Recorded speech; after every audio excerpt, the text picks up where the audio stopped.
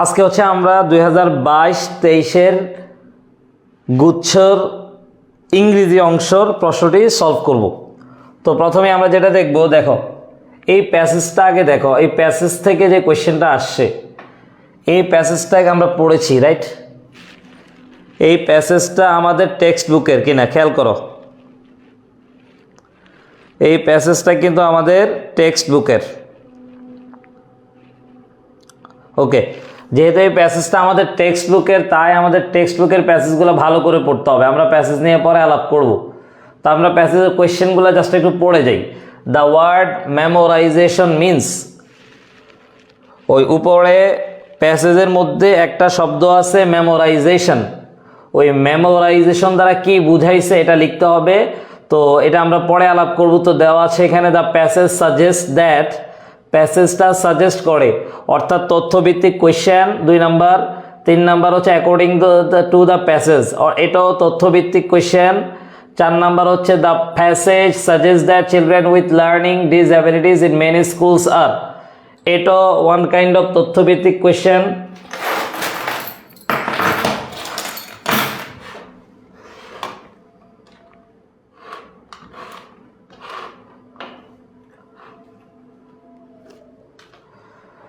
তারপরে হচ্ছে the passage is about, প্যাসেজটা কি সম্পর্কে, এটা হচ্ছে পুরো প্যাসেজের সামারি বুঝলে উত্তর করা যাবে। আচ্ছা আমাকে একটু বলো, প্যাসেজের ব্যাপারটা আমরা মোটামুটি একটু আইডিয়া করে ফেলছি, প্যাসেজ থেকে কি টাইপের কোয়েশ্চেন আসতে পারে, এটা তো ক্লিয়ার, রাইট? আমাকে একটু বলবা এই বিষয়টা ক্লিয়ার কিনা, প্যাসেজ থেকে কি টাইপের কোয়েশ্চেন আসতে পারে সেটা আমরা মোটামুটি আইডিয়া করতে পেরেছি কিনা, একটু কমেন্ট করে বলবা আমরা মোটামুটি আইডিয়া করতে পেরেছি কিনা। কমেন্ট করবা প্লিজ। জি, তো এবার আমরা প্যাসেজ থেকে কি টাইপের কোয়েশ্চেন আসে মোটামুটি আইডিয়া করে ফেলতে পারছি। এখন আমরা চলে যাব হচ্ছে গ্রামার রিলেটেড যে কোয়েশ্চেনগুলো আছে সেখানে। দেখো, choose the correct form of verb, যে প্রশ্ন আমরা দেখতে পাই, হাসান ইনফর্মস দ্যাট যারা ড্যাশ দ্য ওয়ার্ক অলরেডি, এই কোয়েশ্চেনটা হচ্ছে ভার্ব থেকে এসছে, রাইট? এই কোয়েশ্চেনটা কোথা থেকে এসছে? ভার্ব থেকে। এটা বোঝা যায়, উপরে লেখাই আছে। এই কোয়েশ্চেনটা ভার্ব থেকে এসছে, ক্লিয়ার কিনা বলো? এই কোয়েশ্চেনটা ভার্ব থেকে আসছে, ক্লিয়ার কিনা?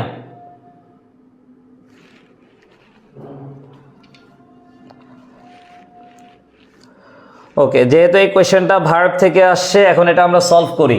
হাসান ইনফর্মস দ্যাট যারা ড্যাশ দ্য ওয়ার্ক অলরেডি, এই যে দেখো দ্যাট হচ্ছে ক্লজ মার্কার, ক্লজ মার্কারের আগে প্রেজেন্ট ইনডিফিনিট টেন্স আছে।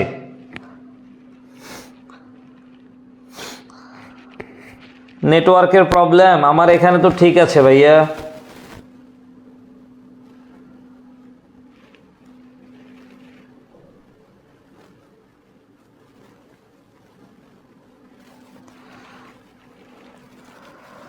মুক্তা তুমি কি ক্লিয়ার বুঝতে পারো কিনা আমাকে একটু বলো তো মুক্তা।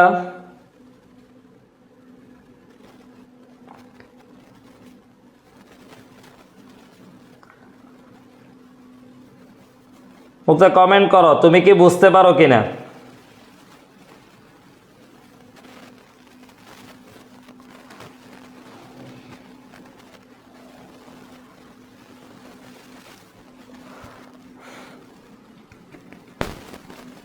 ওকে, একটু থাকো, কষ্ট করে এটা আমরা শেষ করে ফেলি। তো দেখো, এই যে হাসান ইনফর্মস দ্যাট যারা ড্যাশ দ্য ওয়ার্ক অলরেডি, দ্যাটের আগেরটায় প্রেজেন্ট ইনডিফিনিট টেন্স আছে। এখন দ্যাটের পরে যে ক্লজটা আছে এটাতে আমরা কোন টেন্স দিব? Option A B C D তে যথাক্রমে first indefinite, present perfect, present perfect দুইটাতেই দেওয়া আছে, তারপর প্রেজেন্ট পারফেক্ট কন্টিনিউয়াস টেন্স দেওয়া আছে। এখন আমরা কোনটা উত্তর করব? দেখো এই যে অলরেডি আছে, দ্বিতীয় ক্লজে অলরেডি আছে, অলরেডি থাকলে আমরা প্রেজেন্ট পারফেক্ট উত্তর করব, এটা একদম বেসিক রুলস থেকে এসছে। বলো অলরেডি থাকলে আমরা কোনটা উত্তর করব? Present perfect. ক্লিয়ার কিনা বলো? অলরেডি থাকলে আমরা প্রেজেন্ট পারফেক্ট উত্তর করব, বুঝছো কিনা বলো?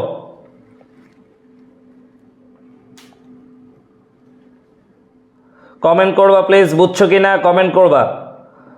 অলরেডি থাকলে আমরা প্রেজেন্ট পারফেক্ট উত্তর করব।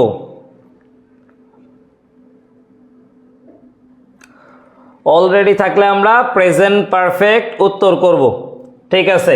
সো এখানে কারেক্ট উত্তর হচ্ছে হ্যাজ ফিনিশড। অপশন সি তে এখানে আমাদের টাইপিক মিস্টেক হচ্ছে, হ্যাজ ফিনিশড ছিল না, অন্য কিছু ছিল। 6 নাম্বার প্রশ্ন ক্লিয়ার। এবার আমরা 7 নাম্বার প্রশ্নে চলে যাই।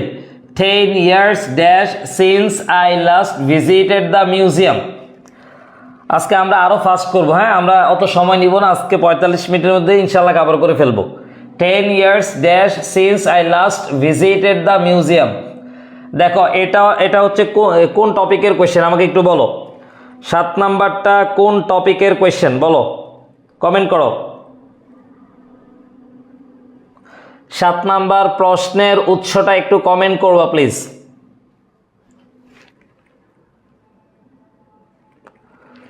সাত নাম্বার প্রশ্নের উৎসটা একটু কমেন্ট করবা প্লিজ। 7 নাম্বার প্রশ্নের উৎসটা একটু কমেন্ট করবা প্লিজ। 7 নাম্বার প্রশ্নের উৎস হলো sequence of tense.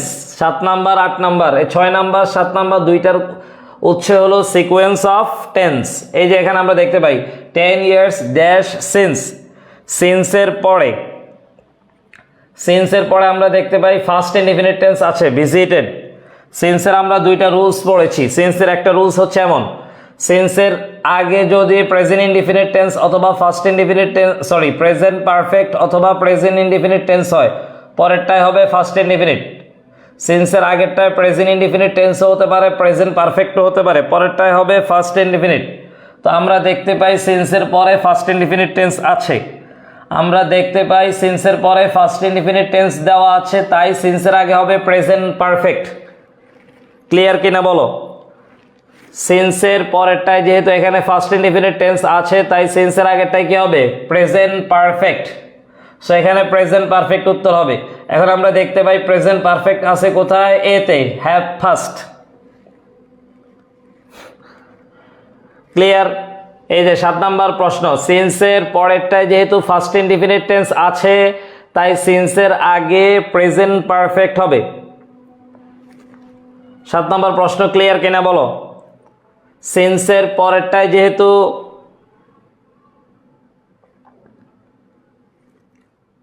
First indefinite tense আছে,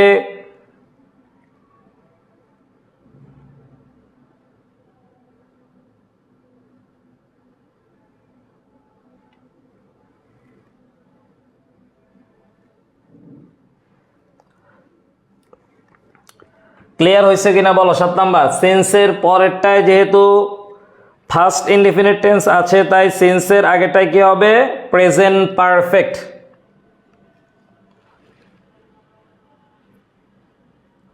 7 নাম্বারটা ক্লিয়ার, হ্যাঁ। আমরা 8 নাম্বার চলে যাই। We SIM dash a problem with the car. বলো 8 নাম্বার কোয়েশ্চেনটা কোথা থেকে এসছে বলো? বলো 8 নাম্বার কোয়েশ্চেনটা কোথা থেকে এসছে? We SIM dash a problem with the car. এটাকে অনেকভাবে উত্তর করা যায়, তুমি সবচেয়ে সহজ হচ্ছে দেখো, শূন্যস্থানের আগে এই ক্লজে একটা ভার্ব আছে সিম।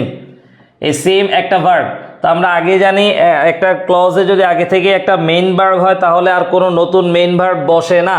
হ্যাঁ, তুমি সিমটা লিঙ্কিং ভার্ব বলতে পারো, কিন্তু এখানে আসলে আমাদের লিঙ্কিং ভার্ব নিয়ে ভাবার দরকার নেই। সবচেয়ে সহজ হচ্ছে শূন্যস্থানের আগে সিমটা হচ্ছে একটা মেইন ভার্ব। এখন সিম যেহেতু একটা মেইন ভার্ব হয়ে গেছে, আর কোনো মেইন ভার্ব হবে না। সো অপশন এ বি বাদ, আর রইল অপশন সি আর ডি। অপশন সিতে আমরা দেখতে পাই 2 এর পরে V1 আছে, 2 এর পরে V1 এর সাথে আইএনজি আছে, 2 এর পরে V1 এর সাথে নরমালি আইএনজি বসে না, তাহলে আমরা উত্তর করবো option D, to have. Clear? 8 number প্রশ্ন ক্লিয়ার কিনা কাইন্ডলি একটু বলো, আমরা ফার্স্ট করবো। হ্যাঁ, 8 নাম্বার প্রশ্ন ক্লিয়ার কিনা বলো। 8 নাম্বার প্রশ্ন ক্লিয়ার। 2 এর পরে হ্যাভিং বসে না, 2 এর পরে ভার্বের সাথে নরমালি আইএনজি বসে না, 2 এর পরে আমরা V1 বসাবো। 8 নাম্বার প্রশ্ন ক্লিয়ার। এবার আমরা 9 নাম্বারে চলে যাই। 10 men died in accident as a car and a bus dash last evening. এই কোয়েশ্চেনটা কোথা থেকে এসেছে বলো? দেখো এখানে এই যে এসটা হচ্ছে ক্লজ মার্কার, এই এসটা হচ্ছে ক্লজ মার্কার, এসটা হচ্ছে ক্লজ মার্কার, এটা হচ্ছে সিকোয়েন্স অফ টেন্স, অর্থাৎ এজ এর আগের ক্লজে যেই টেন্স আছে এদের পরের ক্লজে কোন টেন্স হবে। কমপ্লেক্স সেন্টেন্সে দুইটা ক্লজের টেন্স একটার সাথে আরেকটা সম্পর্ক রাখে, এটাকেই বলা হয় সিকোয়েন্স অফ টেন্স। কমপ্লেক্স এবং কম্পাউন্ড সেন্টেন্সে দুই ক্লজে একটা আরেকটার সাথে সম্পর্ক রাখে, এটাকেই বলা হয় সিকোয়েন্স অফ টেন্স। ক্লিয়ার কিনা বলো? দ্য ম্যান ডাইড, এটা হচ্ছে সিকোয়েন্স অফ টেন্স থেকে এসছে। এখন আমরা দেখব এই অ্যাজ এর আগে এখানে আমরা দেখতে পাই ডাইড, ফার্স্ট ইনডিফিনিট টেন্স আছে। এখন আমরা অ্যাজ এর পরে আমরা কোন টেন্স বসাবো? দেখো অ্যাজ এর আগে যেহেতু ফার্স্ট ইনডিফিনিট টেন্স আছে, নর্মালি আমরা এর পরেও কি বসাবো? First indefinite tense. কিন্তু এখানে উত্তর বি হবে ঠিকই, শব্দের মধ্যে ভুল আছে, উত্তর বি হবে, বাট শব্দে ভুল আছে। হ্যাঁ, শব্দে একটু ভুল আছে, এটা একটু কারেক্ট করে নিতে হবে। কথা বুঝছো? 9 নম্বর কোয়েশ্চেনের প্যাটার্ন বুঝছো তো? ওই আগেরটায় যেহেতু ফার্স্ট ইনডিফিনিট টেন্স আছে তাই পরেরটাও ফার্স্ট ইনডিফিনিট টেন্স হবে। এখানে অপশনে ভুল আছে, ভুলটা একটু ক্লিয়ার করে নিতে হবে। 9 নম্বর প্রশ্ন শেষ। আমরা 10 নম্বর প্রশ্নে চলে যাই। The teacher let the students dash for 5 minutes. The teacher led the students dash for 5 minutes. 10 নম্বর কোয়েশ্চেনটা কোথা থেকে এসে কাইন্ডলি একটু কমেন্ট করো। 10 নম্বর কোয়েশ্চেনের প্যাটার্ন কি কমেন্ট করো।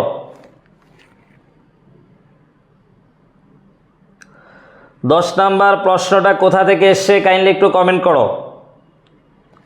10 নম্বর কোয়েশ্চেনের উৎস কি? Causative verb. Yes Hasan, thank you. Causative verb. Raisa reply করতে থাকো। তাহলে 10 নম্বর প্রশ্নের উৎস হচ্ছে কজেটিভ ভার্ব। এখন এই যে দেখো আমরা আগেই বলেছি কজেটিভ ভার্ব কোনগুলা, যখন ইংরেজিতে আমরা দেখব কোনো একটা কাজ সাবজেক্ট নিজে না করে অন্যকে দিয়ে করায় তখন তাকে বলা হয় কজেটিভ ভার্ব। ইংরেজি বাক্যে সাধারণত সকল ভার্বের কজেটিভ ভার্ব নাই। যে সকল ভার্বের পজিটিভ ভার্ব নাই ওই সকল পজিটিভ ভার্বকে পজিটিভ ভার্ব বানানোর জন্য 5টা ভার্বের হেল্প নেওয়া হয়। তার মধ্যে একটা হচ্ছে লেট। এই লেট দিয়ে পজিটিভ ভার্ব বানানো হয়। লেটের পরে কি বসবে বলো? লেটের নিয়মটা কি বলো? আমরা জানি মেকের পরে V1 বসে, আমরা জানি মেকের পরে V1 বসে, মেকের পরে ডোয়ার থাকুক রিসিভার থাকুক V1 বসে। তাহলে আমাকে একটু বলো লেটের পরে কি বসবে? কমেন্ট করো লেটের পরে কি বসবে।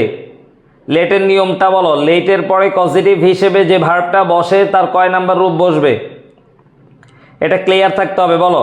এখানে উত্তর দেওয়া আছে V1, কিন্তু আমাকে এটা ক্লিয়ার করো লেটের পরে যেই ভার্বটা থাকবে সেটা লেটের পরে ডোয়ার থাকুক রিসিভার থাকুক ভার্বের কোন নাম্বার ভার্বের কোন রূপ হবে, যে ভার্বের বেস ফর্ম হবে। সো কারেক্ট উত্তর হচ্ছে অপশন বি। তাহলে the teacher let the students think for 5 minutes. আমরা গত 3 বছরের কোয়েশ্চেন অ্যানালাইসিস করে বুঝতে পেরেছি পজিটিভ ভার্ব 2বারই এসছে প্রশ্নে। মাথায় ঢুকছে? মনে রাখতে হবে পজিটিভ ভার্ব 2বার প্রশ্নে এসছে। পজিটিভ ভার্ব 2বার প্রশ্নে এসেছে। সো খুব ইম্পর্ট্যান্ট, পজিটিভ ভার্ব পরীক্ষায় 2বার এসেছে। 10 নম্বর প্রশ্ন ক্লিয়ার কিনা বলো? 10 নম্বর ক্লিয়ার। আমরা 11 নম্বর চলে যাই। ক্লিয়ার না থাকলে প্রশ্ন করবা। 11 নম্বরে চলে যাই। Choose the correct spelling. এটা তো স্পেলিং থেকে কোয়েশ্চেন আসে, এই যে সি তে কারেক্ট ইন্ডিজেনাস, ঠিক আছে। স্পেলিং এর কোয়েশ্চেন বরাবরই আসছে, 2টা 3টা করেও আসে। 11 নম্বর যে কোয়েশ্চেনটা আছে স্পেলিং থেকে, হ্যাঁ স্পেলিংটা খুব ইম্পর্ট্যান্ট গুচ্ছের জন্য। স্পেলিং থেকে 2টা 3টা করে কোয়েশ্চেন আসছে। সো তোমাকে খুব গুরুত্ব সহকারে স্পেলিংটা পড়তে হবে। 2টা 3টা কোয়েশ্চেন অনেক বেশি। স্পেলিং এর ডেইলি একদম ডেইলি আধা ঘন্টা করে স্পেলিং এর জন্য পড়বা। ডেইলি আধা ঘন্টা করে স্পেলিং লিখবা মুখে মুখে বলবা, ঠিক আছে। ডেইলি আধা ঘন্টা করে এটা পড়বা, নিয়ম করে পড়বা। 12 নম্বর কোয়েশ্চেন আমরা চলে যাই। What does the word haggling means? এই হ্যাগলিং ওয়ার্ডটা তোমার জন্য নতুন, এটা তুমি এর আগে পড়ো নাই। হ্যাগলিং মানে কি এটা মুখস্থ করে নিতে হবে। এই যে দেখো এখানে উত্তর দেওয়া আছে bargain persistently over the cost of something. কোনো কিছুর দামের উপরে কি করা, লাগাতার মুলামুলি করা, ঠিক আছে। তো 12 নাম্বার হ্যাগলিং শব্দটা মুখস্থ করে নিবা, হ্যাঁ এখান থেকে মুখস্থ করে নিবা, বসে থাকবা না। 12 নাম্বার কোয়েশ্চেনটা হচ্ছে ফ্রেজ থেকে এসছে, ঠিক আছে? 12 নাম্বার কোয়েশ্চেনটা phrase and idioms related. Clear? 12 number question clear. আমরা 13 নাম্বার চলে যাই। Which word does not have a verb form? নিচের কোন শব্দটার ভার্ব ফর্ম নাই? নিচের কোন শব্দটার ভার্ব ফর্ম নাই? Which word does not have a verb form? নিচের কোন শব্দটার ভার্ব ফর্ম নাই? এই যে দেখো 13 নম্বর কোয়েশ্চেনটা, নিচের কোন শব্দটার ভার্ব ফর্ম নাই, এটা তুমি এখানে উত্তর দেওয়া আছে সুইসাইড। এখন তুমি এটা কিভাবে পড়বা? তো যদি এমন দেওয়া থাকে নিচের কোন শব্দটার ভার্ব ফর্ম নাই, নিচের কোন শব্দটার নাউন ফর্ম নাই, এটা কোথা থেকে কোয়েশ্চেনটা করবে? মনে রাখবা এইটা কোয়েশ্চেনটা করবে হচ্ছে টেক্সট বুকের যে অনুশীলনীগুলো আছে ওগুলোর পেছন থেকে। বুঝছো বিষয়টা? টেক্সট বুকে যে অনুশীলনীগুলো আছে ওগুলোর পেছন থেকে যেগুলো আছে সবগুলা ভালো করে পড়ে নিতে হবে, সব ভালো করে পড়ে নিতে হবে। ওইখান থেকে কোয়েশ্চেন আসার পসিবিলিটি অনেক বেশি। বুঝাইতে পারছি কিনা বলো? বুঝাইতে পারছি আশা করি, হ্যাঁ। তারপরে আমরা চলে যাই 14 নম্বর question. Which of the following is a plural form? এই যে দেখো এখান থেকে আমরা দেখতে পাচ্ছি নাম্বার থেকে একটা কোয়েশ্চেন আসছে, মানে নিচের কোনটার প্লুরাল ফর্ম? নিচের কোনটা হচ্ছে প্লুরাল ফর্ম? বলো তো কোনটা প্লুরাল ফর্ম? বলো বলো কোনটা প্লুরাল ফর্ম? ম্যাথমেটিক্স কি প্লুরাল ফর্ম কিনা? ম্যাথমেটিক্স এস আছে। এখান থেকে একটা কথা মাথায় রাখতে হবে, কোনো শব্দের সাথে এস থাকলেই আমরা সেটাকে প্লুরাল বলবো না। এস থাকলেই কোনো শব্দকে আমরা প্লুরাল বলবো না। প্লুরাল হওয়ার জন্য যে এস ওইটা থাকতে হবে, ঠিক আছে? কোনো শব্দের সাথে সাধারণত এস থাকলে আমরা প্লুরাল বলে দিই, এমনটা আমরা করব না। সেখানে ম্যাথমেটিক্স, ক্রাইসিস, ক্রাইটেরিয়া, মোলাসিস, কোনটা প্লুরাল? ক্রাইটেরিয়া হচ্ছে প্লুরাল, ক্রাইটেরিয়া। এই তোমাদের দেখো এইখানে গত বছর সিঙ্গুলার প্লুরাল থেকে একটা কোয়েশ্চেন আসছে, এই জন্য তোমাকে সিঙ্গুলার প্লুরাল নিয়ে একটু পড়াশোনা করে যেতে হবে, ঠিক আছে? আমরা 3 বছরের কোয়েশ্চেন অ্যানালাইসিস করে দিয়েছি গ্রুপে। ওই 3 বছরের কোয়েশ্চেন অ্যানালাইসিস করে দেওয়ার পরে একটুকু আমরা নিশ্চিত হয়েছি কোয়েশ্চেন চেঞ্জ হয়, হ্যাঁ। এর মধ্যে রাইট ফর্ম কোন কোন টপিক থেকে বরাবরই কোয়েশ্চেন আসে সেটা আমরা একটু বলবো, কিন্তু বাইরের কিছু টপিক থেকেও কোয়েশ্চেন আসে। তো 14 নম্বর প্রশ্ন ক্লিয়ার। এখন তোমাকে যেটা করতে হবে 14 নম্বর প্রশ্নের জন্য ধরো অতীত সালে আসা সিঙ্গুলার প্লুরালগুলো একটু পড়ে নিতে হবে, হ্যাঁ, তাহলে আশা করে হয়ে যাবে। 15 নম্বর কোয়েশ্চেন আমরা চলে যাই। Identify the parts of speech of the underline word. এই দেখো 15 নম্বর কোয়েশ্চেন এবং 16 নম্বর কোয়েশ্চেন হচ্ছে পার্টস অফ স্পিচ থেকে এসছে। তো এখানে আমরা দেখতে পাই please water the plants in my absence. এখানে ওয়াটার পার্টস অফ স্পিচ কি? একটা মজার ব্যাপার হচ্ছে গুচ্ছতে টানা 2 বার, গুচ্ছতে টানা 2 বার ওয়াটার শব্দটা কোন পার্টস অফ স্পিচ এটা এসছে। এর আগে একবার ওয়াটার এসেছিল, মনে আছে কিনা আমাদের বলো? ওয়াটার শব্দটার পার্টস অফ স্পিচ কি? এটা এর আগেও একবার এসেছিল, গুচ্ছতে এর আগেও এসছে। আমরা ক্লিয়ার কিনা বলো? আমাদের কি মনে আছে গুচ্ছতে এটা এর আগেও একবার এসছে? সো ওয়াটার শব্দটা নাউনও হতে পারে, ভার্ব হতে পারে।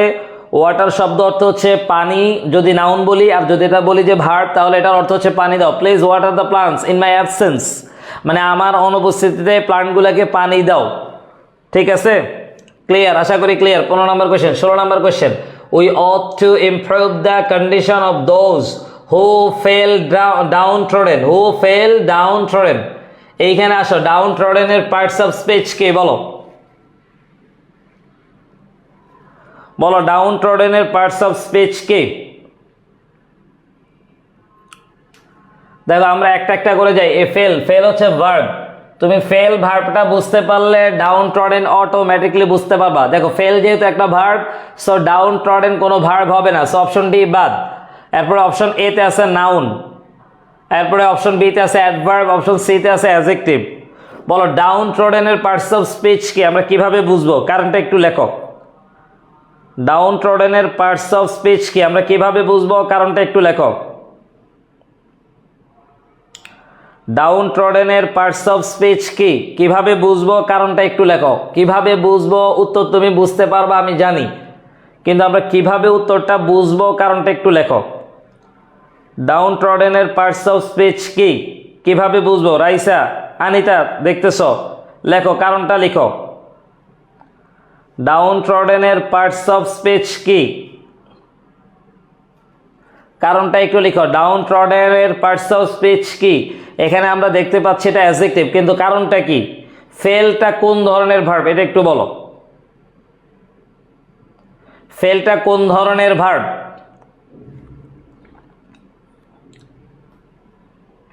ঠিক আছে, আমি অনুভব করছে বুঝলাম, কিন্তু ফেলটা কোন ধরনের ভার্ব? ফেল ওই যে মানে এর আগে আছে ফেল, কোন ধরনের ভার্ব বলো।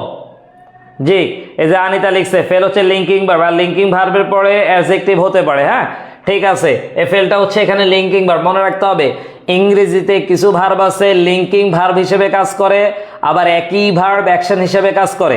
এই ফেল তেমন একটা ভার্ব, ফেল কখনো কখনো লিঙ্কিং ভার্ব হিসেবে কাজ করে, আর কখনো কখনো অ্যাকশন ভার্ব হিসেবে কাজ করে। ফেলটা এখানে লিঙ্কিং ভার্ব, আর লিঙ্কিং ভার্বের পরে নাউন নরমালি বসতে পারে, লিঙ্কিং ভার্ব পরে নরমালি কমপ্লিমেন্ট হিসেবে অ্যাডজেক্টিভ বসে, তাই এখানে আমরা উত্তর করব হচ্ছে অ্যাডজেক্টিভ। 16 নম্বর কোয়েশ্চেন ক্লিয়ার। এবার আমরা 17 নম্বরে চলে যাই। Fill in the blanks with appropriate words. Question 17-18 আমরা দেখি কোয়েশ্চেনটা কোথা থেকে এসছে। Neptune is an extremely cold planet dash Uranus. বলো 17 নম্বর কোয়েশ্চেনের উৎস কি?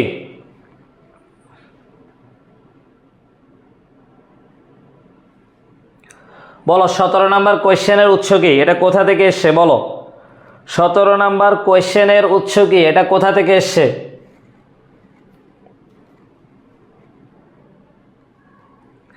কমেন্ট করবা প্লিজ। 17 নম্বর কোয়েশ্চেনটা কোথা থেকে এসছে কমেন্ট করবা।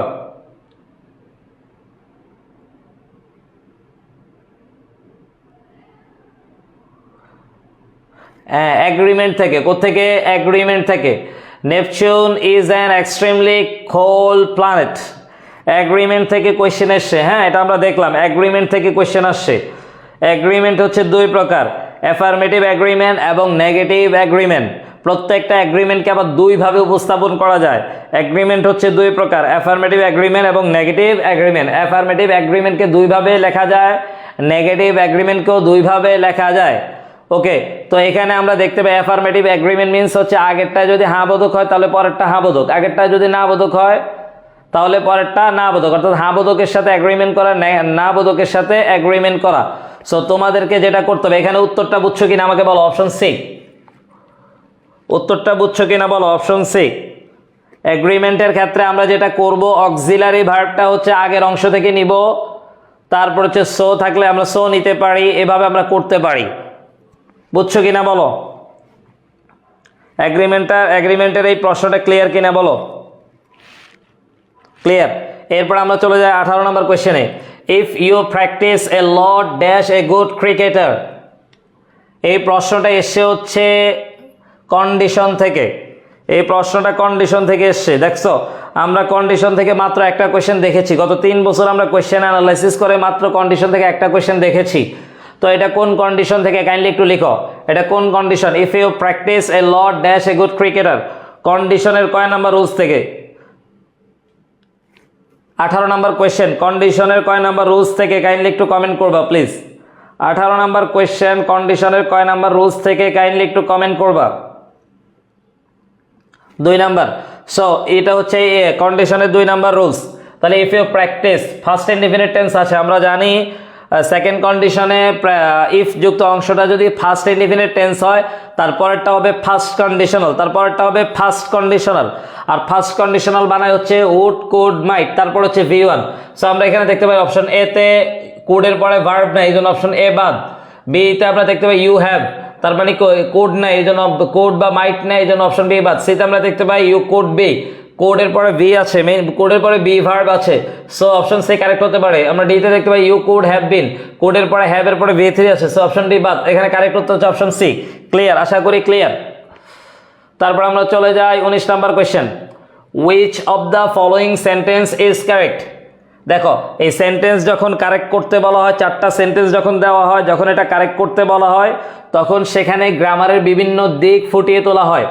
তো এখানে আমরা দেখতে পাই অপশন এ তে all the furniture has been bought by mother, all the furnitures have been bought by mother. All the furniture, ফার্নিচারটা কোন নাউন বলো? ফার্নিচারটা কি সিঙ্গুলার কাউন্টেবল নাকি আনকাউন্টেবল বলো? ফার্নিচার কি কাউন্টেবল নাকি আনকাউন্টেবল বলো? ফার্নিচার কি কাউন্টেবল নাকি আনকাউন্টেবল বলো? ফার্নিচারটা কি কাউন্টেবল নাকি আনকাউন্টেবল?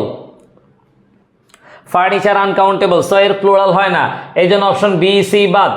ফার্নিচার আনকাউন্টেবল নাউন, এর প্লুরাল হয়ে যায় না, এই জন্য অপশন বি সি বাদ। এখানে ফার্নিচার্স দেওয়া আছে, সো বি সি বাদ। এবার আমরা দেখি অপশন এ নাকি ডি।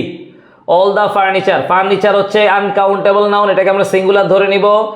সিঙ্গুলার হলে ফার্নিচারের পরে হ্যাভ বসে না, ফার্নিচারের সাথে হ্যাজ বসতো। সো এখানে কারেক্ট উত্তর হচ্ছে অপশন এ। বুঝছো কিনা বলো? প্রথম কথা হচ্ছে এখানে ফার্নিচার আনকাউন্টেবল নাউন, এর প্লুরাল হয় না, সো ফার্নিচারের সাথে আমরা এস অথবা ইএস যুক্ত করতে পারবো না। তারপরের কথা হচ্ছে ফার্নিচার আনকাউন্টেবল নাউন, সাধারণত আনকাউন্টেবল নাউনের পরে যে ভার্বটা বসে সেটা সিঙ্গুলার বসে, সো এই জন্য অপশন ডি বাদ। এখানে কারেক্ট উত্তর হচ্ছে অপশন এ। ক্লিয়ার? এরপর আমরা চলে যাই 20 number কোয়েশ্চেনে। The mayor as well as his brothers are going to prison. Neither of the two traffic lights are working. The number of volunteers grow every year. 2/5 of the forest was destroyed by fire. বলো এই কোয়েশ্চেনটা কোথা থেকে এসছে বলো? 20 number কোয়েশ্চেনটা কোথা থেকে এসছে বলো?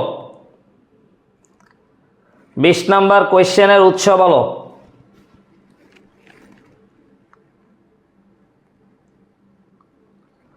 জি, 20 নাম্বার কোয়েশ্চেনের উৎসটা কাইন্ডলি একটু বলবা। 20 নাম্বার কোয়েশ্চেনের উৎস বলবা।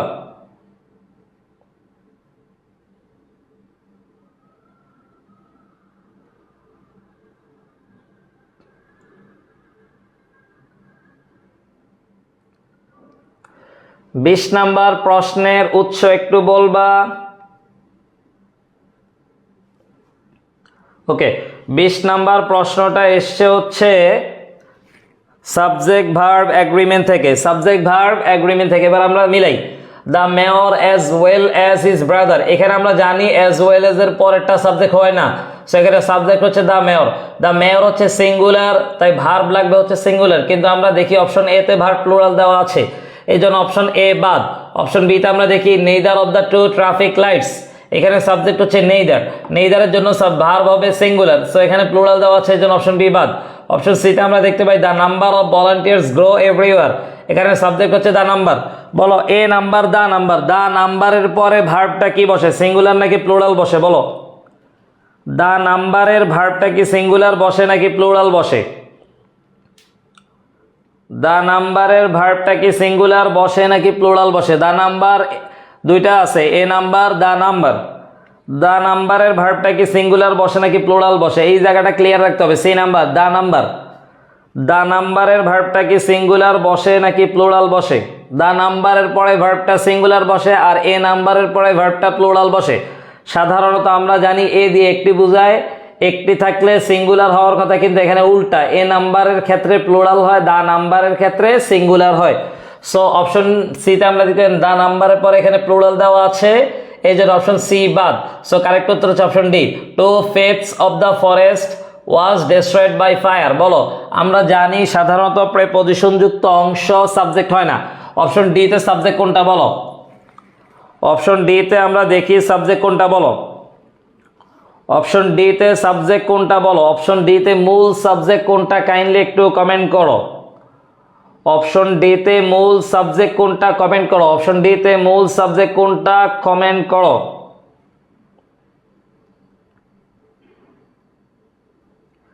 না না না হাসান, অপশন ডি তে মূল সাবজেক্ট 2/5 না। আমরা জানি প্রেপজিশন যুক্ত অংশ সাবজেক্ট হয় না, আমরা জানি সাধারণত এই যে প্রেপজিশন আছে তারপর একটা সাবজেক্ট হয় না, তবে ভগ্নাংশের ক্ষেত্রে প্রেপজিশন যুক্ত অংশটাকে আমরা সাবজেক্ট বলবো। ভগ্নাংশের ক্ষেত্রে প্রেপজিশন যুক্ত অংশটাকে আমরা সাবজেক্ট বলবো। ক্লিয়ার কিনা বলো? ভগ্নাংশের ক্ষেত্রে আমরা প্রেপজিশন যুক্ত অংশটাকেই সাবজেক্ট বলবো। এখানে যেহেতু ফরেস্ট হচ্ছে সাবজেক্ট, সো তারপরে ভার্ব হচ্ছে ওয়াজ ডেস্ট্রয়েড, ঠিক আছে, এই জন্য অপশন ডি কারেক্ট। আশা করি বুঝাইতে পারছি, ক্লিয়ার হইলে বলবা। এরপর আমরা চলে যাই 21 নম্বর question. Use appropriate preposition to complete the sentence. This beautiful dress come dash 4 colours. Come in, এটা অ্যাপ্রোপ্রিয়েট প্রেপোজিশন, মুখস্থ করে নিতে হবে। এখানে উপরে লেখাই দেওয়া আছে, use appropriate prepositions to complete the sentence. The beautiful dress comes in 4 colours, 4টা কালারে আসে। সো এখানে অপশন ডিতে ইন দেওয়া আছে, এখানে কারেক্ট উত্তর হচ্ছে ডি। 21 নাম্বার শেষ, preposition. We Marvel dash the beauty of the monument. বলো 22 নাম্বারের উত্তর কি? মার্ভেলের সাথে কি বসে? বলো 22 নাম্বার মার্ভেলের সাথে কি বসে? বলো 22 নাম্বার মার্ভেল ওয়ার্ডটার সাথে কোন প্রেপোজিশন বসে? কমেন্ট করো। 22 নাম্বার মার্ভেল ওয়ার্ডটার সাথে কোন প্রেপোজিশন বসে? কমেন্ট করো। মার্ভেল অ্যাট, বিস্মিত হওয়া। Marvel at, surprise at, amaze at, এগুলোর সাথে অ্যাট বসে। বিস্মিত হওয়া যে ইংলিশগুলো সাধারণত এর সাথে অ্যাট বসে। সো এখানে অ্যাট হবে, উত্তর হবে অ্যাট। আমরা 23 নাম্বার কোয়েশ্চেনে চলে যাই। Unemployments youths are more likely to get exposed dash violence.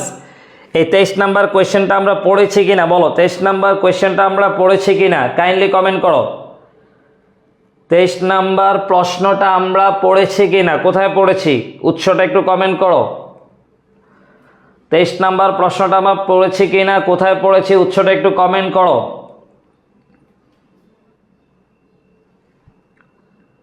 23 number প্রশ্নটা আমরা পড়েছি কিনা, পড়লে কোথায় পড়েছি, উৎস কমেন্ট করো।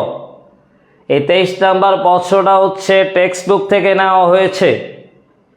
23 নাম্বার প্রশ্নটা টেক্সট বুক থেকে নেওয়া হয়েছে। আমরা পড়েছি, আমরা এমসিকিউতে অনেক, প্রত্যেকটা ইউনিটের উপর এমসিকিউ পড়েছি, মনে আছে কিনা দেখো। 23 নাম্বার প্রশ্নটা আমরা টেক্সট বুক থেকে নিয়েছি, তোমাদের মনে আছে কিনা কাইন্ডলি একটু বলো। 23 নাম্বার প্রশ্নটা আমরা টেক্সট বুক থেকে নিয়েছি, মনে আছে কিনা দেখো। কমেন্ট করবা, কমেন্ট করবা। 23 নাম্বার প্রশ্নটা আমরা টেক্সট বুক থেকে নিয়েছি, এটা কি ক্লিয়ার? মনে আছে? Second to get expose to হবে, টু গেট এক্সপোজ টু, এটা টেক্সট বুকে যেভাবে পড়েছি ওইভাবে দিতে হবে, এটা অন্যভাবে দিলে আসলে উত্তর ওরা কাউন্ট করবে না। টেক্সট বুকের ক্ষেত্রে একটা কথা হচ্ছে, কোনো প্রশ্ন যদি হুবহু টেক্সট বুকে থাকে তাহলে সেক্ষেত্রে তোমার লজিকটা ওখানে না খাটায়া টেক্সট বুক কেন্দ্রিক উত্তর করার চেষ্টা করবা। ওখানে তোমার লজিক না মিলতে পারে, আবার নাও মিলতে পারে, সেক্ষেত্রে টিচার টেক্সট বুকের উত্তরটাকেই প্রাধান্য দিবে। সো এখানে আমরা উত্তর করবো হচ্ছে 2। 24 নাম্বার কোয়েশ্চেনে চলে যাই। He readily agreed dash my proposal to donate to a charity fund. এখানে দেখো এগ্রির সাথে কি বসে? বলো এগ্রির সাথে কি বসে? এগ্রি, এগ্রির সাথে টু বসে, উইথ বসে। আমরা জানি এগ্রির সাথে টু বসে, উইথ বসে। Agree with, agree with, agree with, agree to. এখানে এগ্রি উইথ হবে নাকি টু হবে? খেয়াল করো, এগ্রি উইথ টু অন সবগুলাই বসে। এগ্রির সাথে কি আমরা টু বসাবো নাকি অন বসাবো নাকি অ্যাট বসাবো? এটা ক্লিয়ার, কিভাবে ক্লিয়ার করবো বলো। এগ্রির সাথে উইথও বসে, টুও বসে। Hasan, agree with, agree to. কারো প্রস্তাবের বিষয়টা যখন থাকবে তখন আমরা হচ্ছে এগ্রি টু বসাবো, agree to my proposal. Clear কিনা বলো? এই 24 নাম্বার কোয়েশ্চেনটা ক্লিয়ার কিনা বলো। জি জি ঠিক আছে হাসান, ঠিক আছে। কোনো ব্যক্তির সাথে বুঝালে এগ্রি উইথ, আর প্রপোজালের সাথে কোনো প্রস্তাবের সাথে বুঝালে এগ্রি টু। ক্লিয়ার। আমরা 25 নাম্বার কোয়েশ্চেনে চলে যাই। বলো 25 নাম্বার কোয়েশ্চেনের উৎসটা একটু বলো।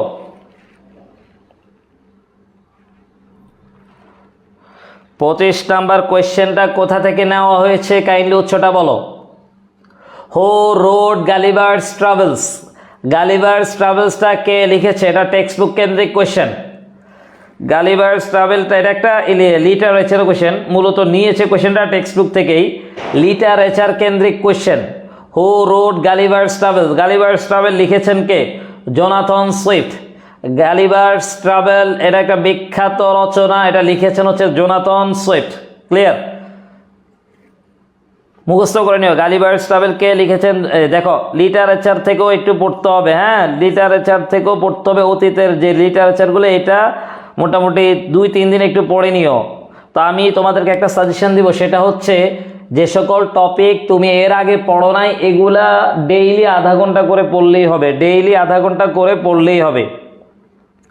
বোন এটা টেক্সট বুক কেন্দ্রিকে নিয়েছে, হ্যাঁ টেক্সট বুক থেকে মানে রিলেট করে নিয়েছে, টেক্সট বুক থেকে রিলেট করে নিয়েছে। রাইসা এটা টেক্সট বুক থেকে রিলেট করে নিয়েছে।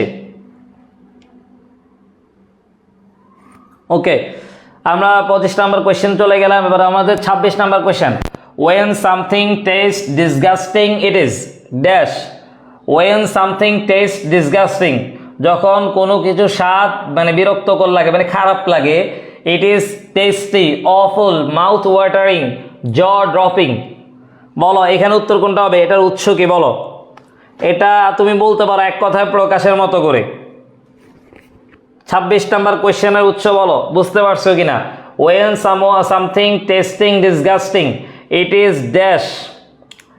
তো যখন কোনো কিছু খারাপ লাগে ইট ইজ, তখন আবার ইট ইজ টেস্টি হয় কেমনে? এটা টেস্টি হবে না, মাউথ ওয়াটারিং ও টেস্টি, অফুল অশুভ, আর জ ড্রপিং। এখানে প্রবলেম হচ্ছে জ ড্রপিং শব্দের অর্থটা না পারলে তোমার জন্য এটা বুঝে একটু টাফ। সো এখানে উত্তর হবে শব্দ জ ড্রপিং এর অর্থটা একটু মুখস্থ করে নিবে, এখানে বি হবে উত্তর অফুল। এরপর আমরা চলে যাই 27 নাম্বার কোয়েশ্চেন। 26 নাম্বার ক্লিয়ার কিনা কাইন্ডলি কমেন্ট করে জানাবা। যখন একটা প্রশ্ন ক্লিয়ার হয়ে যাবে তুমি, আমি পরের প্রশ্ন চলে যাব, তোমরা হচ্ছে আগের প্রশ্নটা ক্লিয়ার হয়েছে কিনা কমেন্ট করে জানিয়ে দেবা। 27 number, what is the meaning of etiquette? এটিকেটের অর্থ কি? এটা সিনোনিমাসের কোয়েশ্চেন। এটিকেট অর্থ কি? ভদ্রতা, এটা তোমরা জানো। সেখানে কোনটা উত্তর হবে? কার্টেসি, বিনয়। এটিকেট এটা কিন্তু টেক্সট বুক কেন্দ্রিক ভোকাবুলারি। আমরা দেখতে পেয়েছি পরীক্ষায় গুচ্ছতে যে সকল ভোকাবুলারি আসে সেগুলো টেক্সট বুক কেন্দ্রিক আসে। মনে রাখবা, গুচ্ছতে যে সকল ভোকাবুলারি আসে সেগুলো টেক্সট বুক কেন্দ্রিক আসে। সো টেক্সট বুকের মেইন ওয়ার্ডগুলো অবশ্যই তোমাকে অনেক ভালো করে রিপিট করতে হবে। টেক্সট বুকে যে আমরা ভোকাবুলারিগুলো পড়িয়েছি ওগুলাকে প্রচুর পরিমাণ রিভিশন দিতে হবে। ডেইলি একটা করে রিভিশন দাও, প্রতিদিন সবগুলা নিয়ে বসবা না, ডেইলি একটা করে রিভিশন দাও। টেক্সট বুকের যে ভোকাবুলারিগুলো আছে ডেইলি একটা করে রিভিশন দিতে থাকো। সো এখানে এটিকেটের এখানে উত্তর হবে option C, courtesy. 27 number clear. এবার আমরা 28 নাম্বারে চলে যাই। A sonnet is poem of lines.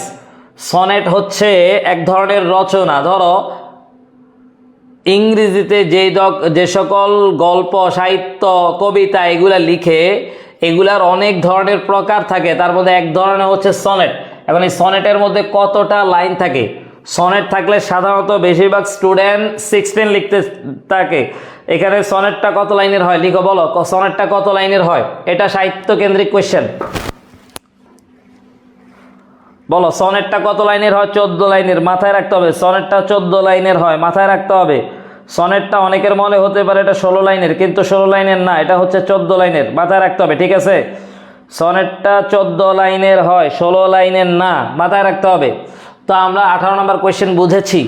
এবার আবার 29 নম্বর কোয়েশ্চেন চলে যাই। What kind of a poem is the rhyme of the ancient mariner? The rhyme of the ancient mariner কোন ধরনের রচনা? এটা অতীতের কোয়েশ্চেন। এটা কোথায় এসছে বলো তো? এই কোয়েশ্চেনটা অতীতে কোন ভার্সিটিতে এসছে? The rime of the ancient mariner এটা কোন ভার্সিটিতে এসছে? কেউ একটু কমেন্ট করো তো। এটা অতীতে ভার্সিটিতে এসেছে। কোন ভার্সিটিতে এসেছে? 29 নাম্বার কোয়েশ্চেনটা কোন ভার্সিটিতে এসেছে? কাইন্ডলি একটু কমেন্ট করো। 29 নাম্বার কোয়েশ্চেনটা কোন ভার্সিটিতে এসেছে? কাইন্ডলি একটু কমেন্ট করো। 29 নাম্বার কোয়েশ্চেনটা কোন ভার্সিটিতে এসেছে? কাইন্ডলি একটু কমেন্ট করো।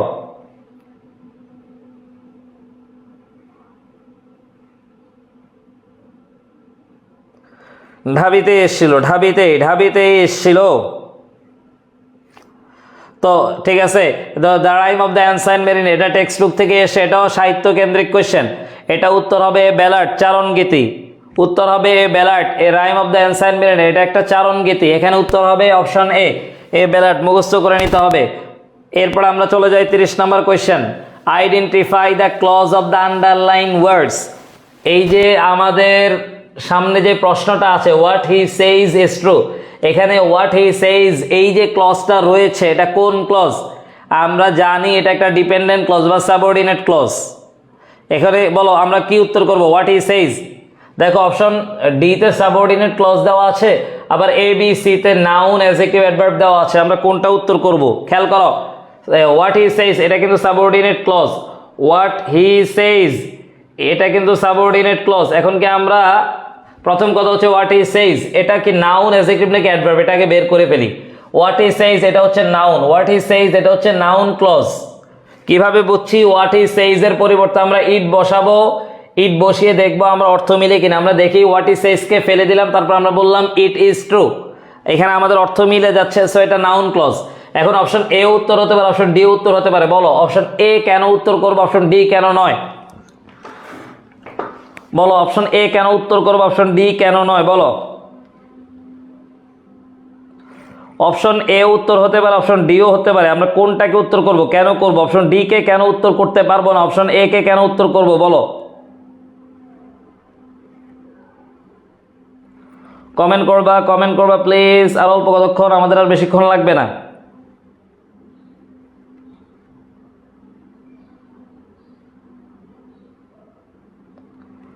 কমেন্ট করবা।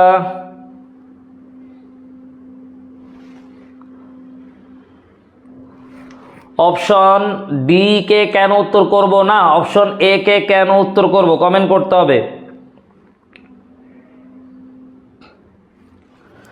দেখো অপশন ডি তে আছে সাবঅর্ডিনেট ক্লজ আর অপশন এ তে আছে নাউন ক্লজ। দেখো আমরা যদি উত্তর বলি সাবঅর্ডিনেট ক্লজ, সাবঅর্ডিনেট ক্লজ কিন্তু নাউন হতে পারে, অ্যাডজেক্টিভ হতে পারে, অ্যাডভার্ব হতে পারে, তখন আমরা ক্লিয়ার হলাম না। কিন্তু যখন আমরা বলবো এটা নাউন ক্লজ, নাউন ক্লজ হইলে কিন্তু অটোমেটিকলি সাবঅর্ডিনেট হয়ে যায়। নাউন বললে কিন্তু সাবঅর্ডিনেট কথাটা চলে আসে, কিন্তু সাবঅর্ডিনেট বললে কিন্তু শুধু নাউনের কথাটা আসে না। বুঝছো কিনা বলো? নাউন বললে কিন্তু সাবঅর্ডিনেটের কথাটা অটোমেটিকলি চলে আসে, কিন্তু সাবঅর্ডিনেট বললে কিন্তু শুধু নাউন আসে না। ক্লিয়ার কিনা বলো? নাউন বললে কিন্তু সাবঅর্ডিনেট কথাটা অটোমেটিকলি বোঝা যায়, কারণ নাউন ক্লজটা সাবঅর্ডিনেট ক্লজ হবে। কিন্তু বিপরীতে সাবঅর্ডিনেট বললে কিন্তু শুধু নাউন বুঝাবে না, সাবঅর্ডিনেট বললে কিন্তু নাউনও বুঝাবে, অ্যাডজেক্টিভও বুঝাবে, অ্যাডভার্বও বুঝাবে। ক্লিয়ার? ওকে, এরপরের প্রশ্নে আমরা চলে যাই। What type of verb is the underline word I play football? এই যে দেখো টাইপস অফ ভার্ব থেকে আসছে, প্লেটা কোন ধরনের verb? Finite verb, non finite verb, transitive verb, intransitive verb. প্রথম কথা হচ্ছে প্লেটা ইনট্রানজিটিভ না, প্লেটা নন ফাইনাইট, সরি ভুল বলেছি, প্লেটা নন ফাইনাইট না, সো নন ফাইনাইট উত্তর হবে না। তারপরে দেখি প্লেয়ের পরে আমরা দেখতে পাই অবজেক্ট আছে, প্লেয়ের পরে অবজেক্ট আছে ফুটবল, সো এটা অবজেক্ট থাকলে সেটাকে ট্রানজিটিভ বলো, ইনট্রানজিটিভ হবে না, বাদ। ট্রানজিটিভ ভার্ব বলা হয় যে সকল ভার্বের অবজেক্ট থাকে তার নাম হচ্ছে ট্রানজিটিভ, যে সকল ভার্বের অবজেক্ট থাকে তার নাম হচ্ছে ট্রানজিটিভ, আর যে সকল ভার্বের অবজেক্ট থাকে না তার নাম হচ্ছে ইনট্রানজিটিভ। সো এখানে যেহেতু অবজেক্ট আছে এজন্য অপশন ডি বাদ। এখন দেখি প্রত্যেকটা ট্রানজিটিভ ভার্বই ফাইনাইট ভার্ব, সো আমরা কোনটা উত্তর করব, ফাইনাইট নাকি ট্রানজিটিভ? অপশন এ সি দুইটাই কারেক্ট হইতে পারে, আমরা কোনটা উত্তর করব বলো? অপশন এ সি দুইটাই কারেক্ট উত্তর হইতে পারে, আমরা কোনটা উত্তর করব? দেখো ট্রানজিটিভ উত্তর করলে কিন্তু সেটা ফাইনাইট হবে, কিন্তু ফাইনাইট হইলে ট্রানজিটিভ হবে না। বুঝছো বিষয়টা? ট্রানজিটিভ বললে কিন্তু প্রত্যেকটা ট্রানজিটিভ ভার্বই ফাইনাইট ভার্ব, ট্রানজিটিভ বললে ফাইনাইট ভার্ব অটোমেটিকলি বোঝা যাবে, কিন্তু ফাইনাইট বললে কিন্তু ট্রানজিটিভও বুঝাইতে পারে, ইনট্রানজিটিভও বুঝাইতে পারে। এই জন্য আমরা উত্তর করব হচ্ছে অপশন সি, ট্রানজিটিভ। ক্লিয়ার কিনা বলো? এবার আমরা চলে যাই 32 নম্বর কোশ্চেনে। What is the correct synonym for Sirin? এই সিরিন শব্দের অর্থ কি? এটাও কিন্তু টেক্সট বুক কেন্দ্রিক কোশ্চেন, সিরিনটাও কিন্তু টেক্সট বুক কেন্দ্রিক কোশ্চেন। এই সিরিন শব্দের অর্থ হচ্ছে শান্ত, এটা আমরা পড়েছি, এখানে সবগুলো অর্থ আমরা পড়েছি। সিরিন অর্থ শান্ত, সো এটা সিনোনিম হচ্ছে ট্রাঙ্কুইল, ট্রাঙ্কুইল মানে শান্ত। 32 নম্বর কোশ্চেন ক্লিয়ার। এবার আমরা চলে যাই 3টা question. What is the meaning of the idiom give someone the cold soldier? এই যে give someone the cold soldier, এই ইডিয়মটার অর্থ কি? Give someone the cold soldier, এই ইডিয়মটার অর্থ হচ্ছে ইগনোর সামওয়ান, কাউকে উপেক্ষা করা, কাউকে উপেক্ষা করা, কাউকে এড়িয়ে চলা। ঠিক আছে, give someone the cold soldier এর অর্থ হচ্ছে কাউকে উপেক্ষা করা, এড়িয়ে চলা। সো মুখস্থ করে নিবা, give someone the cold shoulder, ignore someone. 33 number question হচ্ছে এ 34, choose the right antonym for credible. ক্রেডিবলের অ্যান্টোনিম কি? ক্রেডিবল অর্থ কি বলো? ক্রেডিবল অর্থ হচ্ছে বিশ্বাসযোগ্য। লিখো লিখো, ক্রেডিবল অর্থ কি বলো? আর কিছুক্ষণ অপেক্ষা করো, আমাদের ক্লাস প্রায় শেষের দিকে, আর মাত্র 2টা কোয়েশ্চেন। ক্রেডিবল অর্থ কি বলো? ক্রেডিবল অর্থ হচ্ছে বিশ্বাসযোগ্য। ক্রেডিবল অর্থ হচ্ছে বিশ্বাসযোগ্য। সো এখানে আমরা দেখতে পাই এটার অ্যান্টোনিম কি? বিশ্বাসযোগ্য। ঠিক দেখো, বিলিভেবল বিশ্বাসযোগ্য, জেনারেস মানে উদার, হোপলেস মানে নিরাশ, ডাউটফুল মানে হচ্ছে সন্দেহপ্রবণ, ডাউটফুল। সো এখানে ক্রেডিবলের মানে বিশ্বাসের সাথে উল্টা আসে ডাউট। সেখানে আমরা অপশন বি কে উত্তর করব। 34 নাম্বার ক্লিয়ার। আমরা 35 নাম্বার চলে যাই। What is the meaning of a dime a ডোজেন? এটা কিন্তু আমাদের প্রিভিয়াস ইয়ারের কোয়েশ্চেন। এ ডিম এ ডোজেন এর অর্থ কি বলো? Something common. A dime a ডোজেন অর্থ হচ্ছে সামথিং কমন। 35 নাম্বার প্রশ্ন ক্লিয়ার কিনা বলো? 35 নাম্বার কোয়েশ্চেন ক্লিয়ার কিনা বলো? এ dime a ডোজেন 35 number question clear কিনা বলো? কমেন্ট করো, আমাদের আজকে লাস্ট কোয়েশ্চেন শেষ। 35 নাম্বার কোয়েশ্চেন কমন কিনা বলো? ওকে, সো আমরা হচ্ছে গুচ্ছের 3 বছরের প্রশ্ন সলভ করে ফেলেছি। গুচ্ছের আমরা 3 বছরের প্রশ্ন সলভ করে ফেলেছি। এই 3 বছরের প্রশ্ন সলভ করতে গিয়ে আমরা দেখেছি বিভিন্ন অপশন থেকে কোয়েশ্চেন আসে। আমি হচ্ছে কোন কোন টপিক থেকে বেশি কোয়েশ্চেন আসে এটা কিন্তু অলরেডি আমরা লিখে দিয়েছি। তোমার কাজ হচ্ছে যে সকল টপিক থেকে কোয়েশ্চেন আসে তার মধ্যে right form, verb, sequence of tense, subject, verb, agreement, এখান থেকেই মিনিমাম 7-8টা কোয়েশ্চেন চলে আসবে। Right form, verb, subject, verb, agreement, এখান থেকে মিনিমাম 5-6টা কোয়েশ্চেন থাকবেই। সো তোমার কাজ রাইট ফর্ম ভার্বের যে টপিকটা আছে সেটাকে বারবার প্রশ্নগুলোকে সলভ করা। তো আমাদের হচ্ছে কোয়েশ্চেন সলভ করা হয়ে গেছে। আমি হচ্ছে যেটা করব, সামনে থেকে যেই টপিকগুলা থেকে বারবার কোয়েশ্চেন আসছে ওই টপিকগুলা সম্পর্কে কিছু কোয়েশ্চেন করে গ্রুপে দিয়ে দেব। তোমরা হচ্ছে ওগুলার উত্তর করবা, ওইগুলাকে আবার আমরা সলভ করে দিব। অর্থাৎ ওই নির্ধারিত টপিকের উপর সলিউশন আসবে। পাশাপাশি হচ্ছে ওই যে কম্প্রিহেনশন ভাই হচ্ছে রেডি করতেছি, একটু সময় লাগবে। কম্প্রিহেনশনটা রেডি হয়ে সারলে তারপর আমরা কম্প্রিহেনশন ক্লাস নেওয়া শুরু করব। কথা কি ক্লিয়ার কিনা কাইন্ডলি আমাকে বলবা?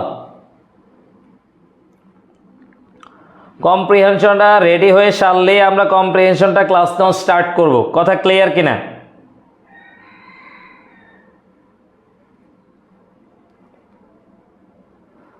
ওকে, তো আমরা হচ্ছে শেষ করে দিচ্ছি। শেষ করার আগে তোমাদের কোনো কোয়েশ্চেন থাকলে তোমরা আমাকে বলতে পারো।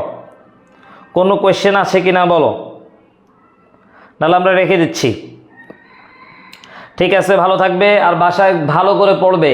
এই সময় সবাই ঘোরাফেরা করে, তুমি ঘোরাফেরা না করে প্রচুর পরিমাণ পড়বে। মনে রাখবে একমাত্র পড়াই আছে যেটা তোমার অবস্থানকে পরিবর্তন করতে পারে এই মুহূর্তে। ঠিক আছে, সো বেশি বেশি করে পড়বে। ভালো থাকবে। আসসালামু আলাইকুম ওয়া রাহমাতুল্লাহি ওয়া বারাকাতুহু।